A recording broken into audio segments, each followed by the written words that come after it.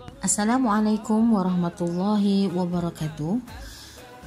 Hari ini saya akan mengketengahkan satu tajuk yang diberi nama aplikasi kaedah fiqh al-darar yuzal dalam penangguhan salat fardu berjemaah dan salat Jumaat akibat penularan wabak COVID-19. Objektif penulisan ini mensasarkan dua objektif, iaitu pertama, menerangkan konsep kaedah fiqh al-darar yuzal, dan yang kedua, menjelaskan pandangan ulama kontemporari berkenaan aplikasi kaedah al-darar yuzal dalam penetapan hukum salat fardu berjemaah dan salat Jumaat akibat COVID-19. Metodologi kajian. Kajian ini telah memilih analisis kandungan sebagai reka bentuk kajian, manakala kaedah analisis data adalah dengan merujuk kepada pandangan-pandangan ulama kontemporari berkaitan dengan hukum solat fardu berjemaah dan solat Jumaat akibat penularan COVID-19. Aplikasi kaedah al-darar yuzal dalam arahan penangguhan salat fardu berjemaah dan salat Jumaat. COVID-19 yang bermula di Wuhan, China telah membawa mudarat yang besar kepada manusia. Sehingga kini belum ada vaksin atau penawar yang mampu menghalang penyebaran virus tersebut. Dalam arahan penangguhan solat fardu berjemaah dan solat Jumaat berikutan penularan wabak ini, kesemua ulama kontemporari telah mengguna pakai kaedah fiqh al-darar yuzal sebagai batu asas. Dari sudut pengertian, kaedah al-darar yuzal atau kemudaratan mesti dihapuskan, bermaksud sekiranya berlaku kemudaratan maka ia wajib dihilangkan. Ia juga bermaksud sesuatu yang boleh menyebabkan dan mendatangkan bahaya mesti dihapuskan. Sehubungan itu, sesuai dengan kaedah ini, para saintis, para perubatan dan semua pihak hendaklah menggembling tenaga menghilangkan kemudaratan ini secepat mungkin. Selain daripada kaedah al-darar yuzal, terdapat juga kaedah-kaedah lain yang menyokong kaedah ini. Antaranya yang pertama, ad-darar la yuzalu bid-darar, iaitu kemudaratan tidak boleh dihilangkan dengan mudarat yang lain. Sebagaimana diketahui, COVID-19 mendatangkan mudarat kepada manusia. Walaupun demikian, untuk menghilangkan mudarat yang sedia berlaku sekarang, pemerintah tidak boleh melakukan satu tindakan yang mendatangkan mudarat yang lebih bahaya kepada manusia yang lain. Tidak ada gunanya bahaya mudarat akibat COVID terlepas, tetapi bahaya lain pula yang menggantikan tempat COVID tersebut. Kaedah yang kedua ialah la darara wa la dirar.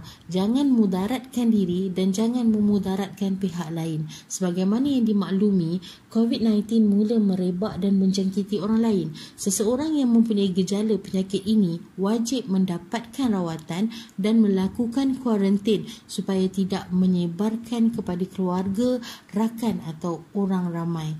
Seterusnya, kaedah yang ketiga yang menyokong ad-darar yuzal adalah kaedah mengelakkan kerosakan hendaklah didahulukan berbanding menarik kebaikan. Kaedah ini dapat diaplikasikan dalam situasi berikut. Tidak membenarkan solat dilakukan secara berjemaah sama ada di surau atau masjid untuk mengelakkan penyebaran wabak adalah bertepatan dengan kaedah ini. Walaupun solat berjemaah dituntut, namun dalam suasana penyebaran COVID-19, melaksanakan solat secara berjemaah dengan bilangan yang ramai boleh mengundang keburukan yang lebih besar, iaitu kematian. Oleh itu, apabila bertembung dua situasi di antara kebaikan dan keburukan, maka mengelakkan keburukan hendaklah didahulukan berbanding mencari kebaikan itu tadi.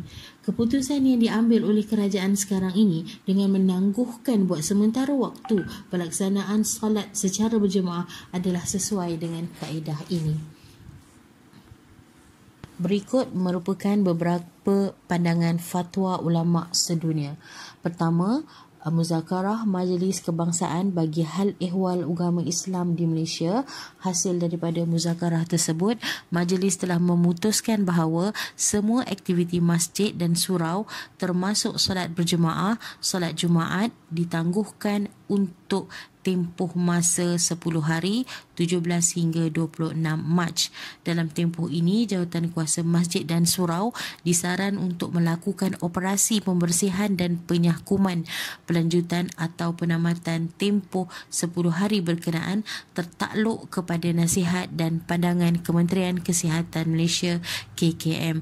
Begitu juga dengan Hay'ah Kibarul Ulama Al-Azhar telah menetapkan dalam satu kenyataan rasminya pada 15 Mac 2020 telah memaklumkan tentang keharusan di sisi syarak untuk menghentikan solat Jumaat dan solat berjemaah di semua kawasan berikutan penularan wabak COVID-19. Dalam kenyataan tersebut, pihak Hay'ah menggariskan keputusan bahawa harus di sisi syarak bagi negara untuk menghentikan untuk satu tempoh sementara bagi solat Jumaat dan solat berjemaah kerana ia akan membawa kepada menular dan tersebarnya virus yang berbahaya ini.